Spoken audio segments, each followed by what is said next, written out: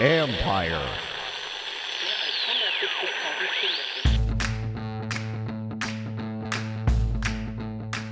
Hello and welcome to my podcast. Do me a favor, subscribe to the John Comm Report wherever you get your podcast. You're watching on YouTube, hit that like button, hit that subscribe button. You can find us there as part of Empire Media. That's A-M-P-I-R-E. Always much appreciated when you tune in. And don't forget, you can read my work on ESPN.com. In a minute, I'll be joined by TCU co-offensive coordinator and offensive line coach, AJ Ricker, as I talk to him about Washington Commanders rookie, Brandon Coleman. Can he be a left tackle in the NFL? And of course, Ricker's going to be very high on his guy, but find out why he thinks he can be a left tackle in the NFL, what he learned about him while coaching him, why he moved him to guard last year, and why he moved him back. So all that's in there. Stay tuned for that in a minute. On Tuesday, we'll be out at the Commanders facility for the first OTA practice, open the media, so we'll get a chance to see all the new veterans. And we're going to get a chance to talk to a handful of players after practice, including guys like Frankie Louvu, I think Bobby Wagner, I think Zach Ertz, one or two of those, a couple of those new guys, and get us, and talk to some of the holdovers like John Allen, just to get a sense of what they feel is going on here, et cetera. And just obviously there's a new energy out there. What does it mean, et cetera, et cetera, et cetera. Anyways, also on Wednesday, there's going to be a hearing in the Senate on the RFK bill. Sure, you've heard by now, Senator Daines from Montana making noise about going to try and block it if the team doesn't find some way to honor the Wetzel family. Of course, Blackie Wetzel designed the previous logo with the Indian on the Native American on the side of the helmet. They designed it, so he wants them to have a seat at the table and get something out of this, and just to honor the legacy of the logo, et cetera. So the name's not going to change back. The logo will never come back. So that's not going to be part of the equation. My best guess would be they find a way to honor him. They're going to have a museum at some point. I'm guessing they're going to be something with them in there, and maybe one or two other things. I don't think this would be a hard thing to get past. So I don't think this is going to be some big roadblock if they indeed want to go, or if they indeed can get back to RFK. But there's so many more steps remain ahead of this, and so I don't. Whatever, but suffice to say, for anybody still harboring any hope on it, the old name, this is not my decision. I'm just telling you, it's not coming back, nor is the logo. So the one thing that maybe they could return to that would maybe pacify some, maybe, is returning to the old look. Maybe, I don't know. You guys can determine that, because you're the fans. You know better than me about that. But again, name, logo, not coming back. You can be mad at me. It's just what I'm told from the people who have the power to do that.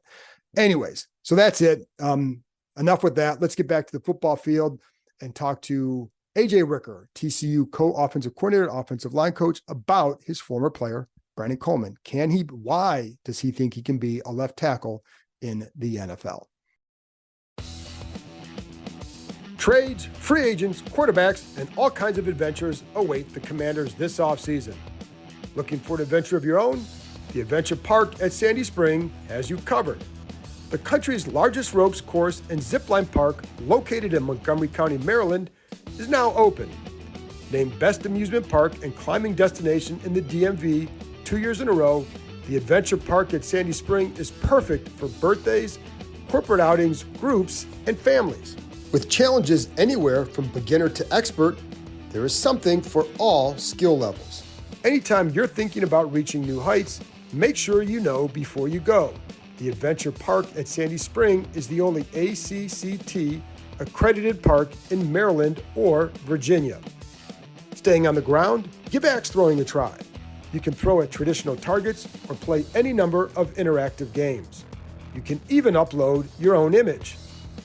So there you have it, folks. Climbing, ziplining, axes, food, and bonfires right in your backyard. Reserve your adventure today at www.theadventurepark.com/Kime. That's www.theadventurepark.com/Kime. Well, AJ, first things first, what is Washington getting in Brandon Coleman? Well, first of all, they're getting a good person, and a guy that hasn't played a lot of football. And I know that's probably not what they want to hear, but his best football is clearly ahead of him. He can play really all five. He could have played center for us if we wanted him to. And really a guy's going to find a way to outcompete people and find a way to get his job done, sometimes no matter what it takes. When because he didn't start playing, I think it was his junior year of high school, correct? Correct. So and you had him for 3 years. So where did you see the progress, and where are some things you still say that's still an inexperienced thing? Well, you look at in 22, the year we played for the national championship. Right. I mean, he was really probably his junior year was better than his senior, because last year he got banged up a little with the high ankle sprain. But really, you saw him throughout the season from week 1 all the way through the national championship. Really dominate the guys going against him. And he went against some really good football players, but you really saw him grow. And like I said, he doesn't have a million reps on his body, which is a good thing, but he's also what we would call green, and has still a lot of football left to play. And obviously reps count no matter what, but you really saw him transform, his junior year as we went on that long stretch there. And what was the biggest transformation in him?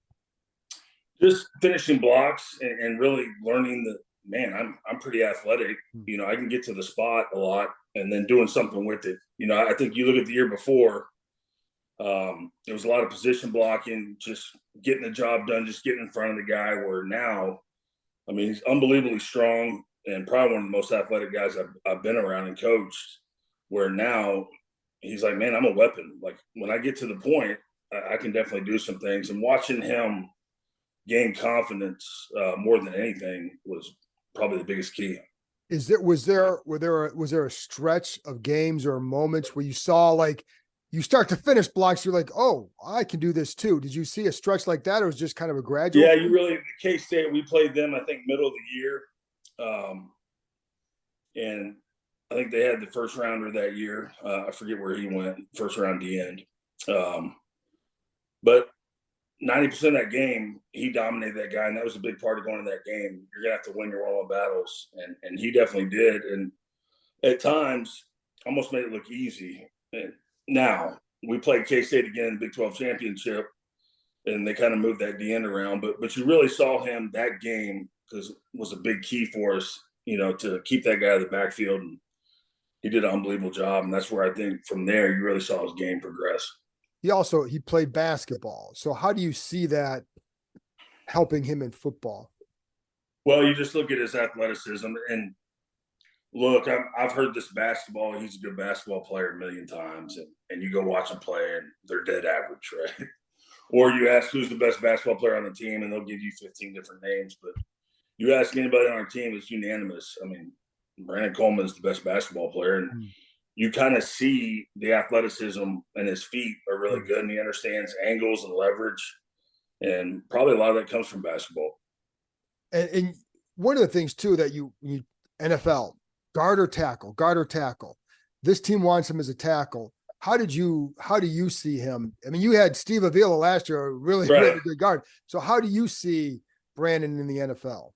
See, I think Brandon is so athletic, he can definitely, I think he'll be a great tackle. Yeah, do you want the prototypical 6'6", 6'7" with the length? Yes, but Brandon's actually pretty long for his height. And I remember looking at his numbers from, I believe, the Senior Bowl, and his reach was actually a reach of a 6'7" guy. Right. And so he has the length and he has the athleticism. I put him inside just because, at 6'4.5", whatever he is, I figured that would suit him better. But when push came to shove last year, I had to put him back out of tackle because I trusted him. And was there something with his skill set that maybe translates better to tackle? Well, the biggest thing is you got to get to the fight, and we always say in pass pro, you got to beat the DN to the spot and then be ready to throw your hands. And a lot of guys can't even get to the spot anymore. And he is so quick and athletic, almost to a fault. And I know he'll be a lot better at it, but he gets to the spot so early that sometimes, he's not patient enough. But watching those guys, because we watch a lot of NFL tape as well, some of the top NFL linemen, so they can watch and kind of learn. But his quickness off the ball, whether it's pass pro or run game, is what I think sets him apart. And if you said that he could play all the line spots, there's got to be a high football IQ that goes with that. If you can play guard, tackle, and move around like that, and as you said, maybe even center. So how is he in that area? He has a high football IQ. Now, there's also some, and I forget who I was telling this, but he'll make a mistake every once in a while that you're like, man, why would he make that mistake? And he just hasn't played a ton of football, where a guy that's played a ton of football probably wouldn't do that. You know what I mean? And he's still learning, but he'll be the first one to meet where he's eager to learn. He's a sponge. He just hasn't played a million reps, and really that's not his fault because he's doing the best to catch up. But he does have a football IQ. I mean, shoot, I moved him from left guard, to right tackle, to left tackle. I mean, he can play them all. And what are some little things, like, again, as the inexperience, where are some of the little things that maybe show up with that, where it's like, hey, another year or two, these things are corrected? I think a little bit just understanding angles and how fast maybe the second level linebackers will get to the spot and outside zone. And, even just like simple football rules, like, hey, in order to be on the line of scrimmage, the guard and tackle's helmet needs to break the bell to the center. Which, look, I get it, but most people that play a lot of football would know that. And really where you see it is he asks a ton of questions, which I love. I'd rather him ask a million questions, go out there and think he knows what he's doing and, bust all over the place. Because he's such a high competitor that I tell people all the time, if he made a mistake in practice, by the time I get back in there, he's already watched the play. And most of the time I meet him coming into the locker room and he's like, look, this is what I did. This is why I messed that up. So it's highly important to him. And he'll learn whatever offense, whatever scheme, he'll learn it quick. Because like I said, he hardly ever busted. It was more in practice when we're kind of installing stuff and understanding, hey, outside zone, you got to go to where he's going to be, not where he's at. But, I mean, he picked that stuff up pretty quickly. He's just, at times will ask some, questions that you think everybody knows. And clearly he doesn't. But that's like you said, that's a good thing because he knows what he doesn't know. Absolutely. And he's, look, I know a lot of people that think they know stuff and they're scared to ask questions. He's not going to be one of them. He'd rather get it right than go out there and, mess up, which, hey, I'd rather have that. How else do you see that competitiveness show up? Is it little things, with teammates, or how else do you see it show up? Well, you see it just in conditioning, just when they go through winter conditioning, he wants to be first. And that's just really a pride factor. And a lot of it is stuff that might not mean a lot to some other people, but every time he steps out there, I mean, it's important to him. And he almost knows that he's deficient with the lack of experience. Mm-hmm. So it's almost like he doesn't want that to show. So, hey, I'm going to be first and everything else, to where it doesn't look, I guess, as bad. But, I don't want you to think, he hardly busts. It's right. Just he is still a little bit raw in the game. Sure. Well, but it's a good thing. Man. He doesn't have a lot of bad tendencies, bad technique, and you can shape him how you want him. And that's a natural thing because again, he hasn't played a ton, which I think for, like you said, for these guys, that's part of the appeal for him too, right? Yeah, absolutely. And he's not, it's not like he's been playing right tackle since high school, so. All of it's kind of new to him, but man, I never thought twice about moving him from left guard to right tackle. Here we go. There's going to be a million busts. He learns quick. Is that by learning quick? Is it a natural just understanding? Is it just a ton of notes? What is it? I think some of it's natural, and I think some of it's the eagerness that he wants to do it, but it's also his work ethic. I mean, he's going to put in the extra time. He knows, I always talk about for my guys, slowing the game down. Well, how do you slow the game down? Well, be prepared. How do you play confident? Confidence in preparation. He took that to heart. And to me, that's what really helped him kind of take the next step as far as the in the meeting stuff, to where you can slow the game down and actually have fun. When you first got there, what was your first impression of him? I was like, wow, I mean, this this dude is really athletic, really athletic. And, you got to be careful because when they say basketball guy, normally that's not a great thing. But I didn't see 1 ounce of basketball in him. If they wouldn't have told me, I wouldn't have thought any different. And why? And just because? Why? Like, well, a lot of times when they're basketball, they think they're more passive, and they're just trying to get in the way and all that stuff. And I think it's more of a stereotype than anything because I never saw once where I'm like, okay, he's a basketball kid. Just a couple more minutes, and I appreciate the time. As a person, how would you describe him as a person? Just off the field. Man, he's a great person. Like, I have 3 little ones, 10, 4, and 2, and I would have no problem leaving the country for a week and have him babysit because he's that kind of guy. He's very trustworthy. And like I said, I never had to get on him about, hey, you need to come in here and watch tape. Like, he's a professional already, and how he took care of his body, because body maintenance is big.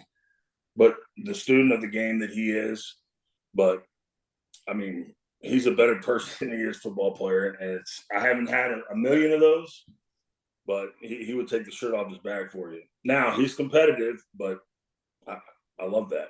Yeah. Oh, yeah. I mean, that's how you get to this level too. Right.